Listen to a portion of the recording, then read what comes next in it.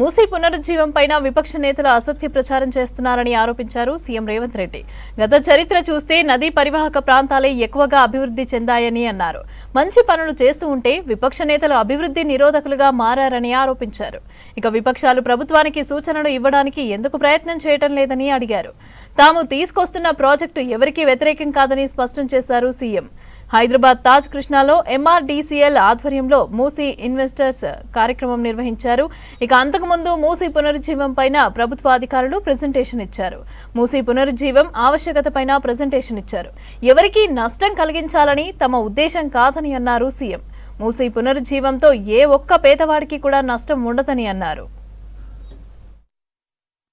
12 సంవత్సరాల కేంద్రంలో అధికారంలో ఉన్న వాళ్ళు, 10 సంవత్సరాల రాష్ట్రంలో అధికారం ఉన్న వాళ్ళు, అభివృద్ధి చేసి తెలంగాణ స్టేట్ని గ్లోబల్ ముఖ చిత్రంలో పెట్టినామని చెప్పేవాళ్ళు, లేకపోతే మాకు ఇంటర్నేషనల్ ఎక్స్పోజర్ ఉంది, లేకపోతే మాకు అపారమైన మేధా సంపత్తి ఉందని చెప్పేవాళ్ళు ఎందుకు ఈరోజు ఈ ప్రాజెక్టులను అడ్డుకునే ప్రయత్నం చేస్తున్నారు? ఎందుకు సూచనలు ఇవ్వడానికి ప్రయత్నం చేస్తలేరు? If I do something wrong, you tell me what is that wrong, you find out, you suggest. I am there to take your suggestions. I am there to implement your suggestions. But you are simply saying that no. No is not solution for Moosi reservation. This is what my answer. This is how I am going to react. ఈ రోజు ఏం చెయ్యాలనుకుంటున్నామో సాంకేతిక పరంగా ప్రపంచంలో ఎక్స్పర్ట్స్ని అందరిని ఒక దగ్గర కూర్చోబెట్టి, so we are paying almost 160 crores for those consultants for this project.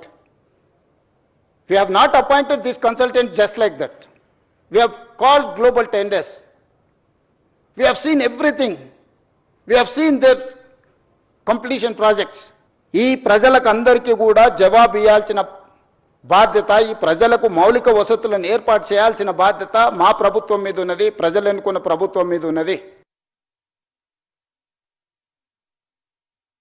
ఇంత అద్భుతమైన నగరాన్ని మనకు వారసత్వం ఇస్తే, ఈ గొప్ప మూసా నది, ఈసా నది సంగమం, ఎక్కడైతే సముద్రాల సంగమం, నదుల సంగమం ఉందో, మహాత్మా గాంధీ గారిని ఆనాటి దుర్మార్గులు పొట్టన పెట్టుకుంటే వారి అస్థికలను, వారి స్ఫూర్తినివ్వడానికి వివిధ రాష్ట్రాలకు, దేశంలో వివిధ ప్రాంతాలలో పెట్టారు. కన్యాకుమారి దగ్గర 2 సముద్రాలు కలిసే చోట మహాత్మా గాంధీ గారి యొక్క అస్థికలను పెట్టడం ద్వారా ఈరోజు అదొక పెద్ద పర్యాటక కేంద్రంగా ప్రపంచం అంతా అక్కడికి వచ్చి చూస్తుంది. కన్యాకుమారిలో ఏదైతే నిర్ణయం తీసుకొని పెట్టినరో, ఈరోజు మూసా ఈసా నదుల సంగమం లంగర్ హౌజ్లో కూడా బాపు ఘాట్ కూడా అలాంటిదే. కానీ బాపు ఘాట్ ఎందుకు కనుమరుగైంది? బాపు ఘాట్ ఉంది, 2 నదుల సంగమం అని ఇక్కడ ఉన్న ఎంతమంది మనం గుర్తించి మనం ఆ ప్రాంతాన్ని చూడడానికి మనం వెళ్తున్నాం? ఎందుకు మనం ఇంత వారసత్వ సంపదను మనం ఎందుకు కోల్పోతున్నాం? ఈరోజు మూసా నది, ఈసా నదితో మూసీ నదిని పునరుజ్జీవింపజేయడానికి సమస్య అవుతుంది అనుకున్నప్పుడు ఈరోజు గోదావరి నదీ జలాలను 20 టీఎంసీలను తరలించి దాదాపుగా 2.5-3 టీఎంసీలు నిరంతరం హైదరాబాద్ నగరంలో ప్రవహించే మూసీ నదిలో కంటిన్యూస్గా ఆ నీటిని ప్రవహింపజేయాలని, మిగతా 17.5 టీఎంసీ హైదరాబాద్ నగర ప్రజల యొక్క దాహార్తిని తీర్చడానికి ఈరోజు పనులను ప్రారంభించినాం. ఈరోజు మీరు ఎంతసేపు ఉన్న రంగారెడ్డి జిల్లా హైదరాబాద్కు పరిమితం అయిపోయి ఆలోచన చేస్తున్నాం. ఈరోజు ఇక్కడ నివాసాలు ఏర్పరచుకున్న వాళ్ళకు జరుగుతున్న సమస్యల గురించి మనం చర్చిస్తున్నాం. నేను కూడా సానుభూతితో ఉన్నాను. కానీ కిందున్న నల్గొండ గురించి ఒక్కరైనా ఆలోచన చేస్తుండ్రా? మూసీ నది, ఈసా నది, గోదావరి నది నదుల త్రివేణి సంగమాన్ని తీసుకెళ్ళి కృష్ణా నదిలో కలవడానికి అవసరమైన అభివృద్ధి కార్యక్రమాలు చేసినప్పుడు ఈ నదులు మన సంస్కృతిని, నాగరికతనే కాదు, మన ఆర్థిక ప్రయోజనాన్ని చేకూర్చడానికి, ప్రపంచంలో మన గౌరవాన్ని పెంచడానికి ఉపయోగపడుతుంది. ఈరోజు మూసీ నది పునరుద్ధరణ కార్యక్రమం బ్యూటిఫికేషన్ లేకపోతే లూటిఫికేషన్ అని కొంతమంది తెలివితేటలన్నీ ప్రదర్శించి ఏదైతే మాట్లాడుతుందో, గాంధీ స్టాచ్యూకే 5,000 కోట్లు ఖర్చు పెడుతున్నారు. Hardly we're spending for Gandhi statue 70 crores, maybe I don't know exact calculation, 70-75 crores.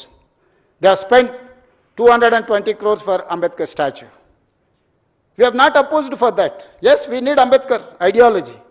At the same time, we need Gandhian ideology.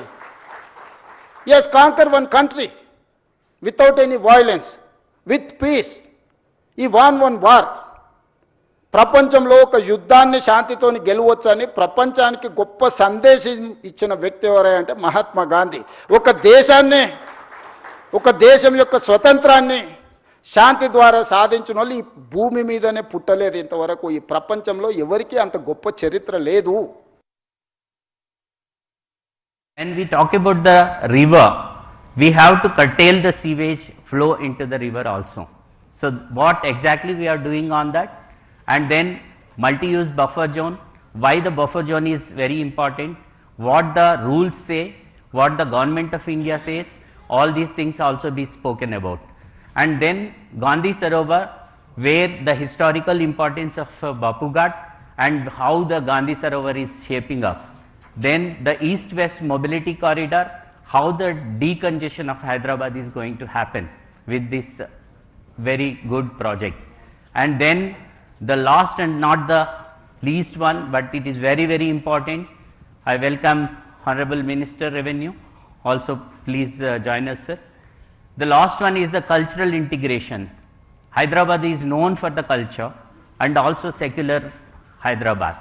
So how it is going to be connected through the Musi? This is also very, very important. Under these 10 topics, I am going to cover the entire vision of the government. So just to see the historical background, this is the picture of 1892.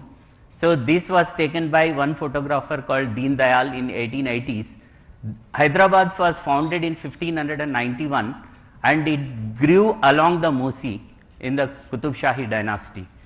Then the river provided water for agriculture, trade and daily use. So this was the river which was giving even the drinking water at that point in time. For 300 plus years, the Musi was the city's ecological balance. This is the backbone of the city, actually where Hyderabad has grown. This is the picture of that time and how it was. And agriculture was happening, everything was happening. Then what is this Musi about? So Musi rivers starts from Anantagiri hills, and there are two rivers actually. When we talk about Musi, we have two rivers, one is Musa, another one Isa. These two come and merge, confluence is at Bapu Ghat. That is called Bapu Ghat now.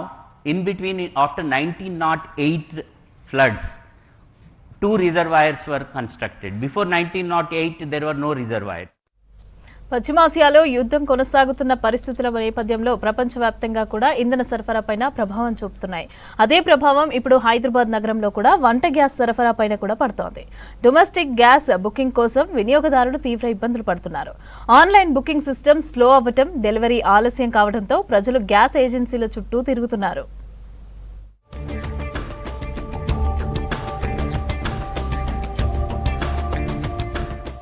Middle east లో కొనసాగుతున్న యుద్ధంతో హైదరాబాద్ లో gas సరఫరాపై కూడా effect పడుతోంది. సాధారణంగా 1-2 రోజుల్లోనే వినియోగదారుల ఇళ్లకు చేరే డొమెస్టిక్ గ్యాస్ సిలిండర్లు ప్రస్తుతం వారానికి పైగా ఆలస్యమవుతున్నాయి. సిటీలో భారత్, ఇండియన్, హెచ్పీ గ్యాస్ వంటి సంస్థల ద్వారా సుమారు 400కు పైగా డీలర్లు గ్యాస్ సరఫరా నిర్వహిస్తున్నారు. 30 లక్షల ఎల్పీజీ కనెక్షన్లు ఉన్న ఈ నగరంలో సరఫరా వ్యవస్థపై ఒత్తిడి పెరుగుతోంది. ఒక్క సిలిండర్ మాత్రమే ఉన్న కుటుంబాలు ఎక్కువగా ఇబ్బందులు ఎదుర్కొంటున్నాయి.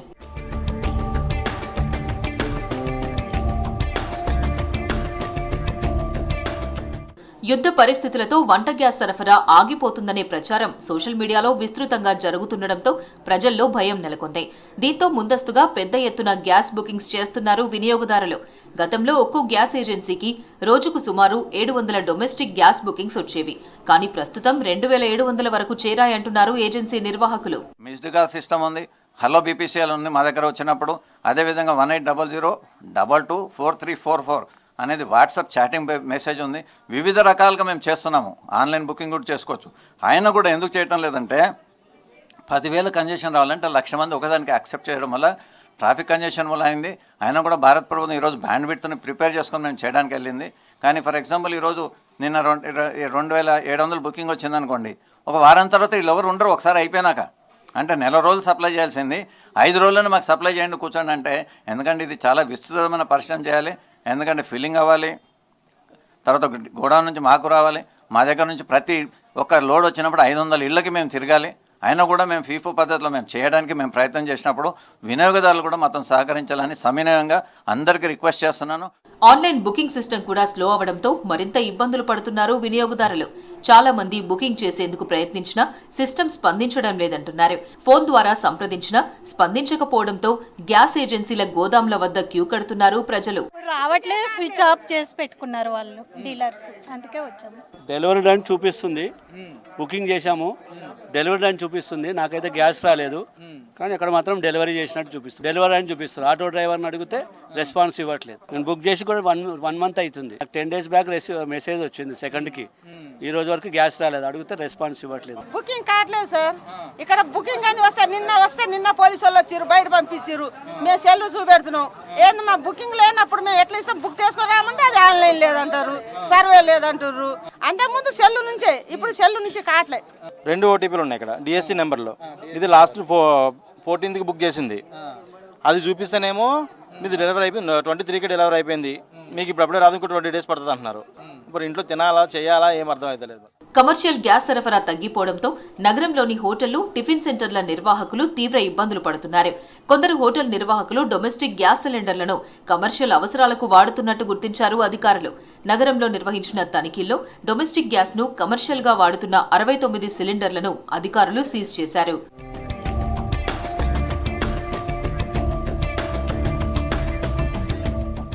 తమ పేరుపై బుక్ అయిన గ్యాస్ సిలిండర్లు డెలివరీ కాకపోయినా రికార్డుల్లో మాత్రం డెలివరీ అయిందని చూపిస్తున్నారని తెలిపారు వినియోగదారులు. ఈ సిలిండర్లను బ్లాక్ మార్కెట్లో అమ్ముతున్నారనే అనుమానాలు వ్యక్తం చేస్తున్నారు. అందరికీ గ్యాస్ సరఫరా చేస్తున్నామని భయపడాల్సిన అవసరం లేదంటున్నారు ఏజెన్సీ నిర్వాహకులు. రేపటి నుంచి 10వ తరగతి పరీక్షలు ప్రారంభం కానున్నాయి. ఎగ్జామ్స్ కోసం అన్ని ఏర్పాట్లు పూర్తి చేసింది విద్యాశాఖ. పరీక్షా కేంద్రాలకు కనీసం అరగంట ముందుగానే చేరుకోవాలని సూచించారు అధికారులు. నమూనా OMR షీట్లు, జవాబు పత్రాల ఫార్మాట్ను బోర్డు అధికారిక వెబ్సైట్లో అందుబాటులో ఉంచారు. ఇక విద్యార్థులు పరీక్షలు ప్రశాంతంగా రాయాలని సూచించారు విద్యాశాఖ అధికారులు. రేపటి నుంచి ప్రారంభమయ్యే 10వ తరగతి పరీక్షలు ఏప్రిల్ 16 వరకు కొనసాగనున్నాయి. ఉదయం 9:30 నుంచి మధ్యాహ్నం 12:30 వరకు జరగనున్నాయి. రాష్ట్ర వ్యాప్తంగా మొత్తం 5,28,239 మంది విద్యార్థులు పరీక్షలు రాయనున్నారు. 2,676 పరీక్ష కేంద్రాల్లో ఏర్పాట్లు పూర్తి చేశారు. ప్రతి పరీక్ష కేంద్రంలో సీసీ కెమెరాలను ఏర్పాటు చేశారు. ఉదయం 8:30కు చేరుకోవాలని సూచించారు అధికారులు. ఇంటర్ పరీక్షల మాదిరి 10వ తరగతి పరీక్షలకు 5 నిమిషాల గ్రేస్ టైం ఉంటుందన్నారు. ఉదయం 9:35 తర్వాత విద్యార్థులకు పరీక్షా కేంద్రంలోకి అనుమతి ఉండదని తెలిపారు. సెల్ ఫోన్లు, ఇతర ఎలక్ట్రానిక్ వస్తువులు పరీక్షా కేంద్రంలోకి అనుమతించమన్నారు. విద్యార్థులు పరీక్ష pad, hall ticket, pen, pencil మాత్రమే తీసుకురావాలని సూచించారు విద్యాశాఖ అధికారులు. ఫ్లయింగ్ స్క్వాడ్ బృందాలతో పాటు ఉన్నతాధికారులు ఆకస్మిక తనిఖీ చేస్తారని తెలిపారు. విద్యార్థులు తమ హాల్ టికెట్లను www.bse.telangana.gov.in లో డౌన్లోడ్ చేసుకోవాలని, ప్రిన్సిపల్ సంతకం లేకున్నా పరీక్షలకు నేరుగా హాజరయ్యే అవకాశం కల్పించామని తెలిపారు విద్యాశాఖ అధికారులు. ఈసారి పిల్లలు ఇంతకుముందు మనకు కంటిన్యూస్ ఎగ్జామ్స్ ఉంటుండే, all subjects back to back. ఒక ఎగ్జామ్ అయినాక నెక్స్ట్ డేనే ఇంకొక ఎగ్జామ్ ఉంటుండే. ఈసారి పిల్లలందరికీ కూడా ప్రతి ఎగ్జామ్ మధ్యలో 3 to 4 days గ్యాప్ వచ్చేటట్టు ఇచ్చాం. దాంతో పిల్లలు ఏమంటే ఎగ్జామ్ రాసిన రోజు రెస్ట్ చేస్తారు, దాని తర్వాత they will have adequate time for proper revision.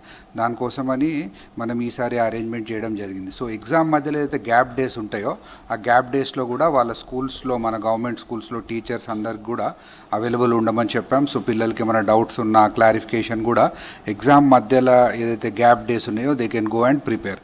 10వ తరగతి పరీక్షలకు అన్ని ఏర్పాట్లు పూర్తి చేశామన్నారు school education director Naveen Nicholas.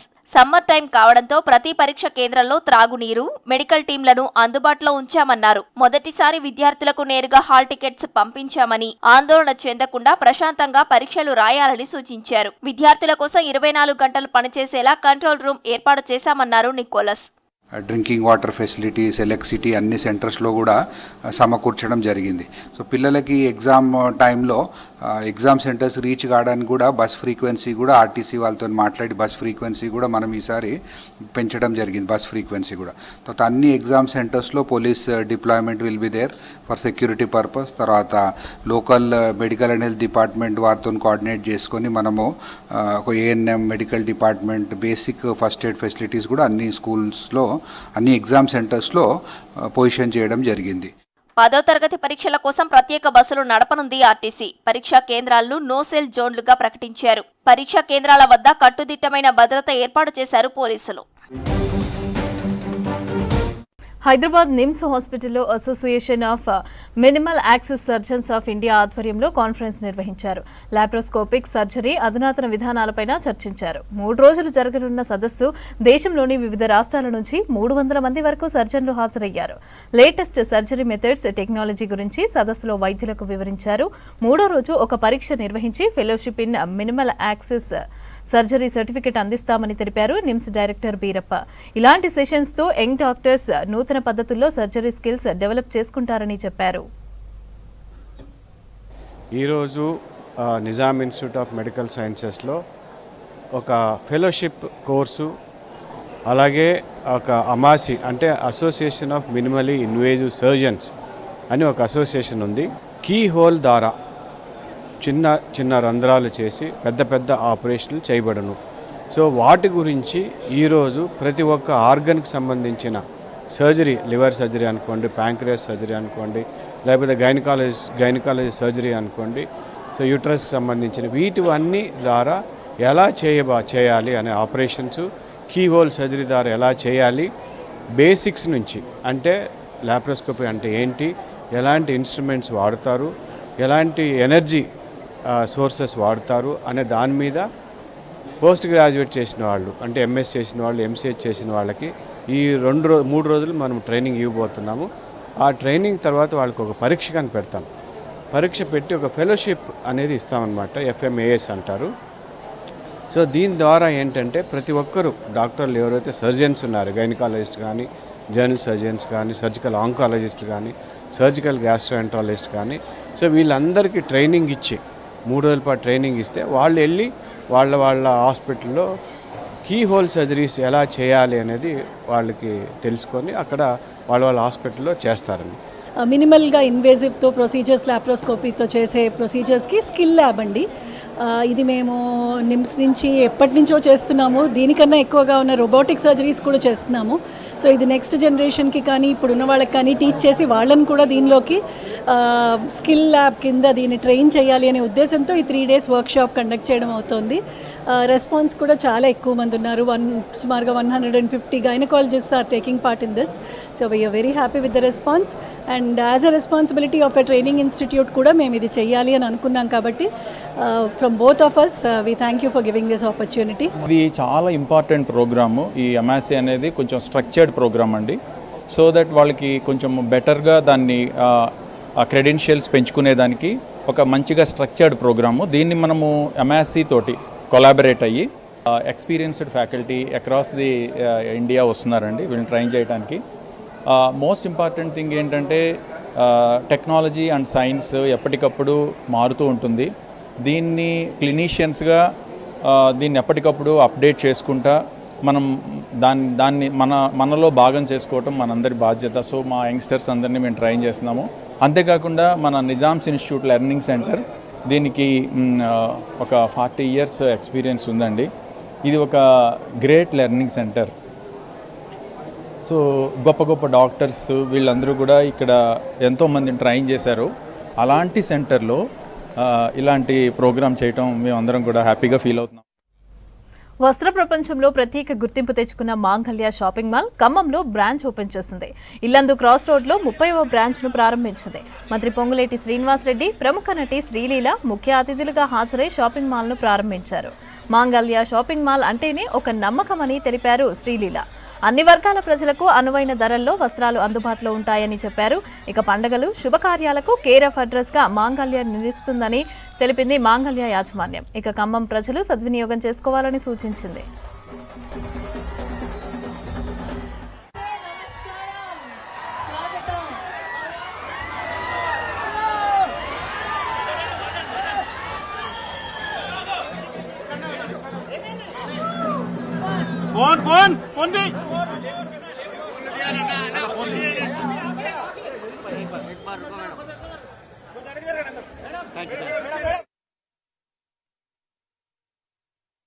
Khammam జిల్లాలోని ఖమ్మం హెడ్ క్వార్టర్లో ఒక అద్భుతమైన క్లాత్ స్టోర్ని, రెడీమేడ్ స్టోర్ని ఓపెన్ చేసుకోవడం జరిగింది.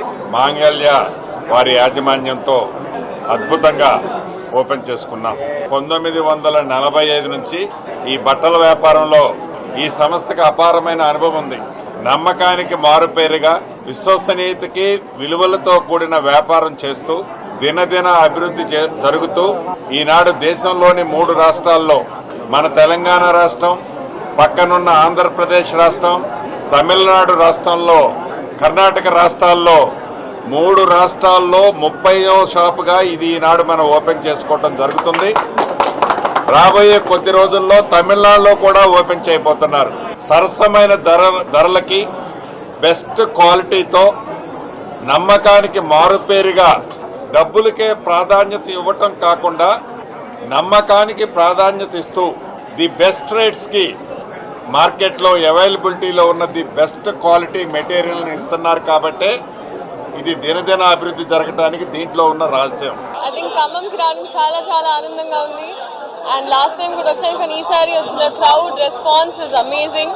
ఇక్కడ ఎస్పెషలీ మాంగళ్య ఒక ఎస్టాబ్లిష్డ్ బ్రాండ్ అండ్ ఆల్రెడీ అందరికీ తెలుసు, చాలా సక్సెస్ఫుల్ గా రావడం వల్ల 3 రాష్ట్రాల్లో ఇప్పుడు ఖమ్మంలో వాళ్ళ 30th స్టోర్ ఓపెన్ చేస్తున్నారు.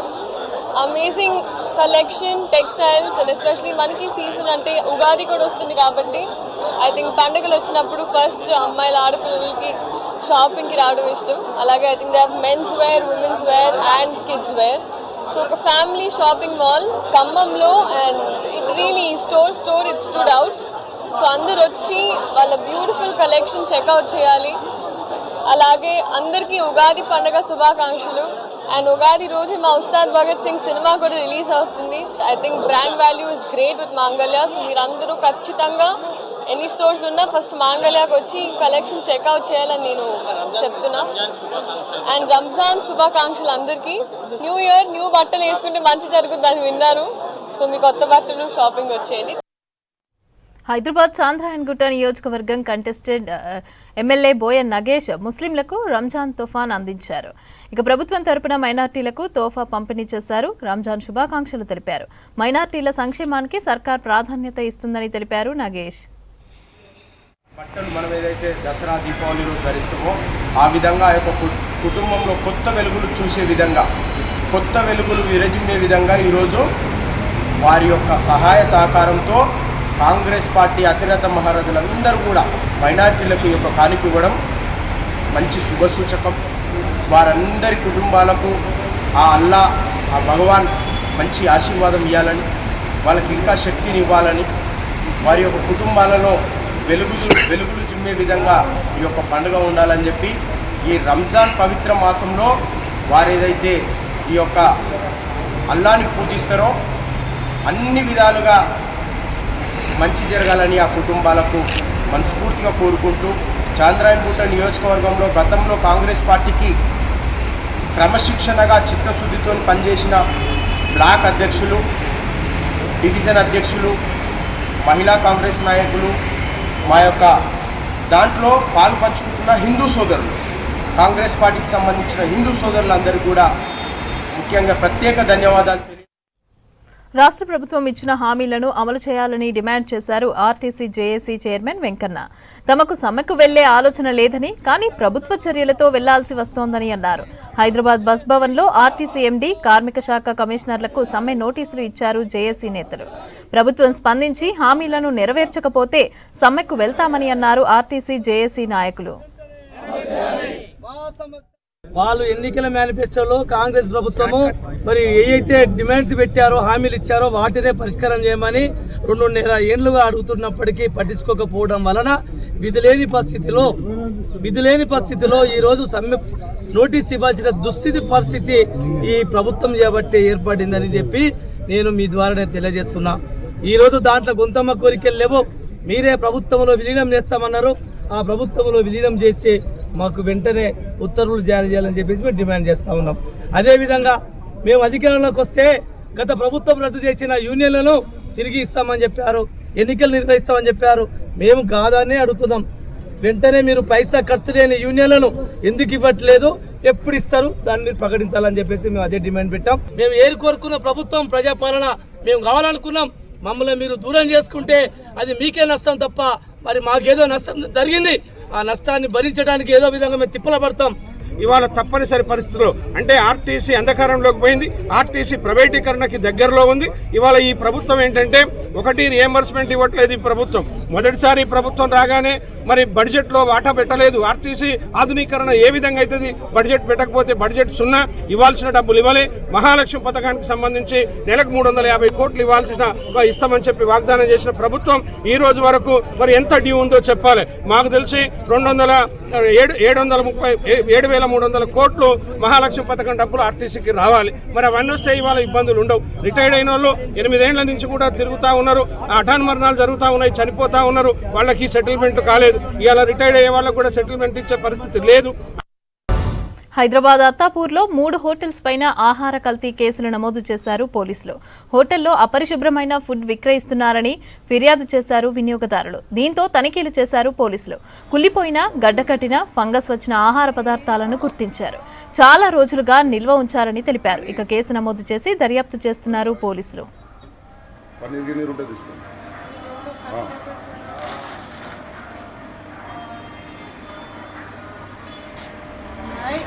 डब्बा वाला है।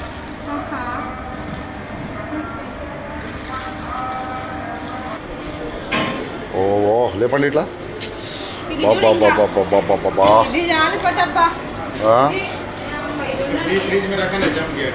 वही कितना दिन से रखा फिर ये लगा उसका पर हाँ ये वाला लगा चना आइस का है, फ्रीज है ना, इसमें ज़्यादा बर्फ। हाँ ठीक है लगा। हाँ आओ। హైదరాబాద్ చార్మినార్లో ఖరాబైన డ్రై ఫ్రూట్స్ను నాణ్యమైనవిగా నమ్మించి ప్రజలకు విక్రయిస్తున్న మనీష్ను అరెస్టు చేశారు సీసీఎస్ పోలీసులు. చెలాపుర ప్రాంతంలో జెమ్స్ ఫుడ్ పేరుతో గోడౌన్ను నిర్వహిస్తున్నాడు. పాడైపోయిన, బూజు పట్టిన, దుర్వాసన వస్తున్న డ్రై ఫ్రూట్స్ను సేకరించి విక్రయిస్తున్నాడు. నిందితుడి నుంచి 30 కాటన్ బాక్సుల డ్రై ఫ్రూట్స్ని స్వాధీనం చేసుకున్నాయి అడల్ట్రేషన్ టీమ్స్.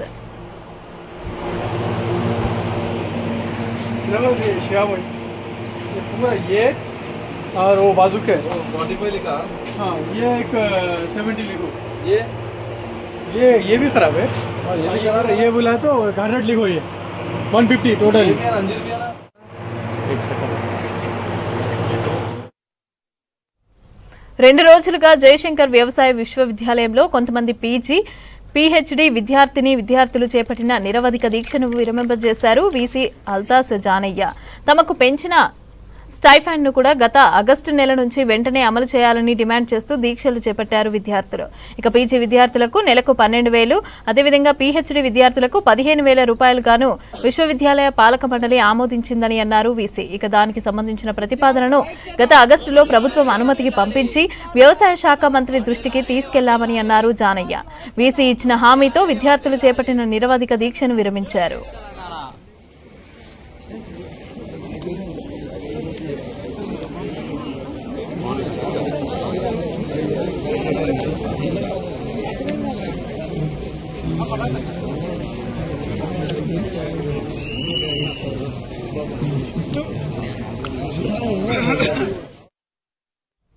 గ్రేటర్ హైదరాబాద్ లో ఆస్తి పన్నుల వసూలపైన ఫోకస్ చేస్తున్నారు మున్సిపల్ అధికారులు. ప్రాపర్టీ ట్యాక్స్ చెల్లించని వారికి రెడ్ నోటీసులు ఇచ్చిన ఆఫీసర్స్ మొండి బకాయిలున్న కమర్షియల్ భవనాలను సీజ్ చేసేందుకు సిద్ధమవుతున్నారు. 3 కమిషనరేట్ల పరిధిలో 3,000 కోట్ల టార్గెట్ పెట్టుకున్నారు. ఇప్పటికే 2,164 కోట్లు వసూలు చేశారు. ఇక ఈ ఆర్థిక సంవత్సరం ముగిసేలోగా టార్గెట్ రీచ్ అవుతామని అంటున్నారు.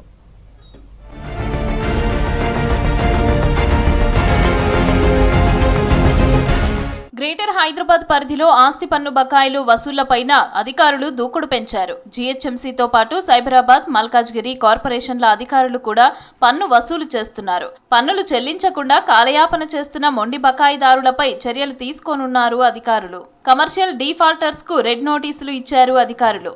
మార్చి 16 లోపు చెల్లించకపోతే సీజ్ నోటీసులు ఇచ్చి భవనాలు జప్తు చేస్తామని హెచ్చరించారు.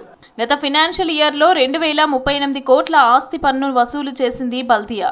అయితే ఈసారి ఔటర్ పరిధిలో ఉన్న మున్సిపాలిటీలు కలుపుకొని 3 కార్పొరేషన్లు ఏర్పడటంతో 3000 కోట్ల ఆస్తి పన్ను వసూళ్లను టార్గెట్గా పెట్టుకున్నారు.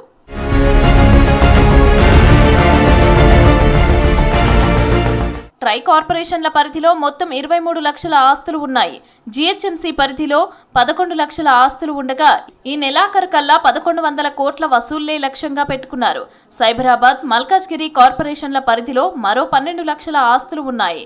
వీటిలో రెసిడెన్షియల్ ప్రాపర్టీలు 20 లక్షల వరకు ఉండగా మిగిలిన 3 లక్షలు కమర్షియల్ భవనాలున్నాయి.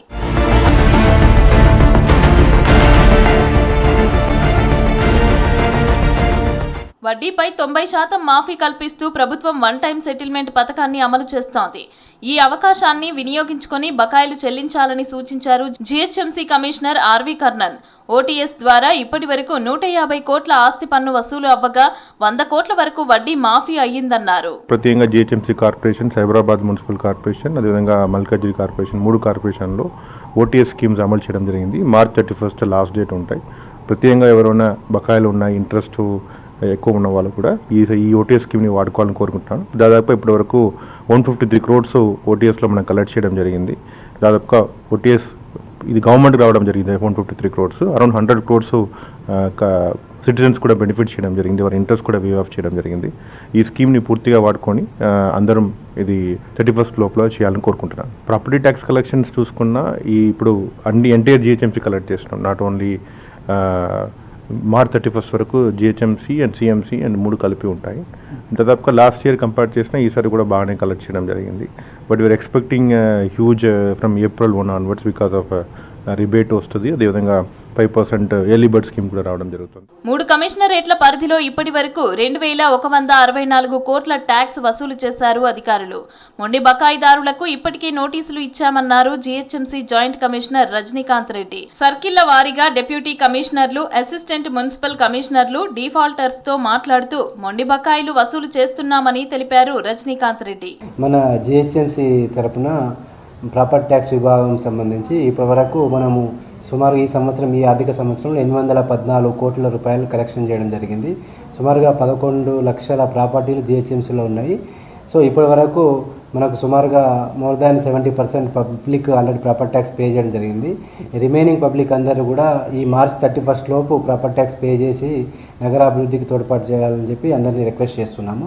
ఇందుకొరకు ప్రభుత్వం తరపు నుంచి ఏరియర్స్ పైన వడ్డీ పైన 90% మాఫీ చేస్తూ ప్రభుత్వము December 4 రోజు జీవో ఇవ్వడం జరిగింది. ఇప్పటికే 2 monthsలో చాలామంది ప్రజలు ఈ అవకాశాన్ని వినియోగించుకొని ప్రాపర్టీ ట్యాక్స్ చెల్లించడం జరిగింది. ఇంకా మార్చ్ 31 వరకు ఈ అవకాశం ఉంది కాబట్టి ఇంకొక 20 daysలో మాఫీ అవకాశాన్ని వినియోగించుకోవాలని చెప్పి మేము రిక్వెస్ట్ చేస్తున్నాము. మాల్స్, స్టార్ హోటల్స్, రెస్టారెంట్లు, ఐటీ బిల్డింగ్స్, హాస్పిటల్స్ లాంటి భవనాలు ఓటీఎస్ ఇచ్చినా కూడా చెల్లించలేదంటున్నారు అధికారులు. మార్చి 16 నుంచి బిల్డింగ్ సీజ్ ప్రక్రియ ప్రారంభిస్తామన్నారు మున్సిపల్ అధికారులు.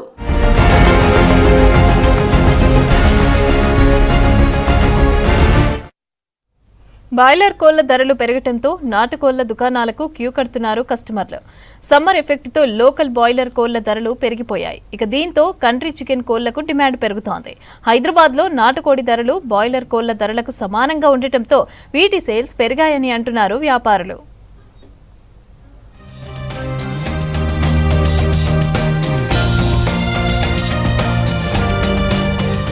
హైదరాబాద్లో చికెన్ ధరలు పెరగగా ఎగ్స్ ధరలు పడిపోయాయి. నాటుకోళ్ల ధరలకు సమానంగా బాయిలర్ చికెన్ రేట్స్ పెరిగాయి. దీంతో కంట్రీ చికెన్ ను కొనుగోలు చేస్తున్నారు కస్టమర్స్. నాటుకోళ్లలో కొత్త బ్రీడ్స్ తయారు చేస్తున్నారు పౌల్ట్రీ నిర్వాహకులు. నాటుకోడి అంటే మనకు తెలిసింది ఒక నాటుకోడి ఉంటుంది, ఒక బ్రాయిలర్ ఉంటుందని మాత్రమే తెలుసు. బట్ నాటుకోడిలో ఆల్మోస్ట్ 300 రకాలుగా న్యాచురల్ బ్రీడ్స్ ఇండియాలోనే ఉన్నాయి. సో దీంట్లో మేము ఏం చేస్తామంటే అయితే కస్టమర్ ఎక్కువ ఇష్టపడతాడో అలాంటి ఒక 5 బ్రీడ్లను సెలెక్ట్ చేసి అది కస్టమర్కి అందజేయడానికి చూస్తున్నాము. అండ్ అది కాకుండా టెండర్ కంట్రీ చికెన్ అని, క్లాసిక్ కంట్రీ చికెన్ అని, విలేజ్ కంట్రీ చికెన్, మన ప్రాపర్ ఊర్లో పెరిగిన టేస్ట్ రావడానికి విలేజ్ కంట్రీ చికెన్ ప్రొడక్ట్స్లో త్రూ ఆఫర్ చేస్తున్నాం కస్టమర్. సమ్మర్ హీట్తో వచ్చే రోగాలతో బాయిలర్ కోళ్లు చనిపోవడంతో చికెన్ రేట్లు పెరిగాయి. గత వారం కిలో బాయిలర్ చికెన్ 200 నుంచి 250 రూపాయలు ఉండగా ప్రస్తుతం 320 నుంచి 350 రూపాయలు పలుకుతోందంటున్నారు వ్యాపారులు. ధరలు పెరగడంతో సేల్స్ పడిపోయాయని తెలిపారు. గుడ్ల ధరలు తగ్గడంతో నష్టాలు వస్తున్నాయన్నారు. మరోవైపు మటన్ ధరలు కూడా భారీగా పెరిగాయన్నారు వ్యాపారులు. గుడ్లు ఎక్స్పోర్ట్ లేక గుడ్ల రేటు బాగా పడిపోయింది. చికెన్ రేటు 2.70 అలా ఉండేది. చికెన్ రేటు కూడా చాలా తేడా వచ్చింది. 3.20 వరకు అయ్యింది. యుద్ధం వల్ల మాకు ప్రతిదీ లాసే.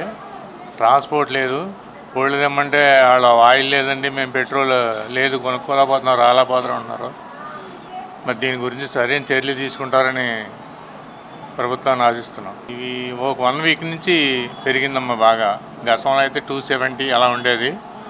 ఇప్పుడు ఈ ట్రాన్స్పోర్ట్ సరిలేక రేట్లు పెంచవలసి వచ్చింది. ఆరోగ్యానికి మంచిదని చాలా మంది నాటుకోళ్లను కొనుగోలు చేస్తున్నారని తెలిపారు వ్యాపారులు. Tender, classic, village country chicken వంటి వెరైటీ నాటుకోళ్లను ఇష్టపడుతున్నారు నగరవాసులు.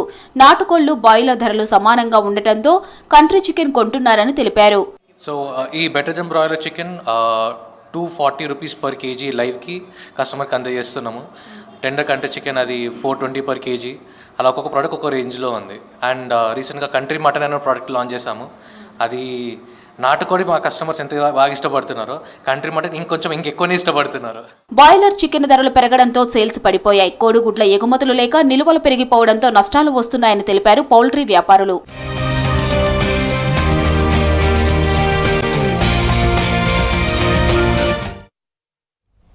ఎల్పీజీ గ్యాస్ సరఫరాలో తలెత్తిన సమస్యల ప్రభావం ఇప్పుడు ఐటీ రంగం పైన పడుతోంది.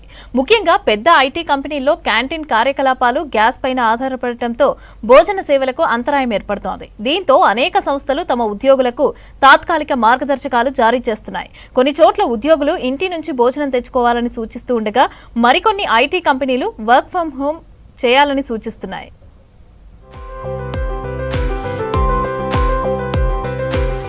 ఇండియన్ ఐటీ రంగానికి care of address Hyderabad. Global దిగ్గజాలైన Microsoft, Google, Amazon, Apple, Wells Fargo, Bank of America, HSBC, Franklin Templeton, Broadridge, ADP, JP Morgan, Novartis, Deloitte లాంటి దిగ్గజ సంస్థలన్నీ ఇక్కడే ఉన్నాయి. వీటితో పాటు 1500కు పైగా స్టార్టప్ సంస్థలు ఉన్నాయి. ఒక్క హైదరాబాద్ లోనే ఉన్న ఐటీ సంస్థల్లో 10 లక్షల మంది ఉద్యోగులు పనిచేస్తున్నారు.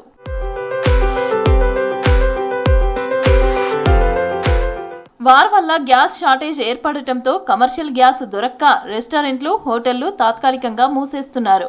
ఐటీ సంస్థల్లో వంట కోసం అవసరమైన ఎల్పీజీ సిలిండర్లు సరిపడా అందుబాటులో లేకపోవడంతో క్యాంటీన్లలో భోజన తయారీ పరిమితమవుతోంది. దీంతో రోజుకు వేలాది మంది ఉద్యోగులకు ఆహారం అందించే ఐటీ కంపెనీలు ప్రత్యామ్నాయ మార్గాలపై దృష్టి పెట్టాయి. తాత్కాలికంగా హైబ్రిడ్తో పాటు వర్క్ ఫ్రం హోం అనుమతులు ఇవ్వాలని కొన్ని కంపెనీల మేనేజ్మెంట్లు నిర్ణయించాయి. మనకి ఇండియా వైడ్ అయితే ఎలాంటి పాలసీ రాలేదు వర్క్ ఫ్రమ్ హోమ్ చేయాలి అని. కానీ ఆల్రెడీ కంపెనీస్ ఇక్కడ హైబ్రిడ్ మోడల్లో నడుస్తున్నాయి. అంటే 2 నుంచి 4 రోజుల వరకు వర్క్ ఫ్రమ్ హోమ్ ఆల్రెడీ ఇస్తున్నారు కొన్ని కంపెనీస్లో. కొన్ని కంపెనీస్లో 4 రోజులు 5 రోజులు వెళ్ళాల్సి వస్తుంది ఇప్పటికైతే. ఇప్పుడు ఈ ఇరాన్ వార్ వల్ల మనకి ఎల్పిజి షార్టేజ్ అనేది స్టార్ట్ అయింది. కంపెనీస్లో కూడా అనౌన్స్ చేస్తున్నారు దట్ ఎల్పిజి వల్ల only certain amount of food available ఉంటుంది అని. And restaurants already are taking a hit. మనకి బెంగళూరులో, చెన్నైలో కానీ అది ఇట్స్ ఎవిడెంట్. కానీ ఇప్పుడు మన హైదరాబాద్లో అయితే ఇప్పటి వరకు అలాంటిది ఏవి నామ్స్ రాలేదు, ఎలాంటి పాలసీ పాస్ చేయలేదు. నాది హైబ్రిడ్. ఇప్పుడు అంటే మొన్న జరిగిన వార్ క్రైసిస్ వల్ల, ఇప్పుడు జరుగుతున్న వార్ క్రైసిస్ వల్ల మాకు హైబ్రిడ్ ఇచ్చారు. గ్యాస్ షార్టేజ్ ఉంది కదా. మామూలుగా నేను లంచ్ క్యాంటీన్లో చేస్తాను. ఇప్పుడు ఆ క్యాంటీన్ క్లోజ్ చేశారు. సో ఇంటి నుంచి లంచ్ తెచ్చుకోవడము, మోస్ట్లీ ఇంట్లోనే ఉండడము అవుతుంది. వర్క్ ఫ్రమ్ హోమ్ వల్ల ఫ్యూయల్ కన్జంప్షన్ కూడా తగ్గుతుంది కదా. సో అందుకు ఆఫీస్ వాళ్ళు ఏమన్నారంటే better go for hybrid work, weekly once or twice ఆఫీస్కి వస్తే సరిపోతుంది అన్నారు. సో వర్క్ ఫ్రమ్ హోమ్ చేస్తున్నాను. ఇంధన వినియోగాన్ని తగ్గించాలని సూచిస్తున్నాయి కేంద్ర రాష్ట్ర ప్రభుత్వాలు. వర్క్ ఫ్రం హోం చేస్తే గ్యాస్ వినియోగం తగ్గుతుందంటున్నారు కంపెనీల ప్రతినిధులు. గ్యాస్ సరఫరా సమస్య కొనసాగితే మరిన్ని సంస్థలు కూడా వర్క్ ఫ్రం హోం అమలు చేసే అవకాశం ఉందంటున్నారు. బెంగళూరు, చెన్నై మాదిరిగా హైదరాబాద్ లో అంతగా సమస్య లేదంటున్నారు కంపెనీల ప్రతినిధులు. వార్ ఎఫెక్ట్ వల్ల మాకేం ఎఫెక్ట్ లేదు. Gas probably all of that is there the issue, but for us we are still working from office. We are actually coming back to offices. Bengaluru ఉద్యోగులకు ఇంటి నుంచే భోజనం తెచ్చుకోవాలని సూచించింది ఇన్ఫోసిస్. వర్క్ ఫ్రం హోమ్ తో డీజిల్, పెట్రోల్ తో పాటు గ్యాస్ కూడా ఆదా అవుతుందంటున్నారు ఎక్స్పర్ట్స్.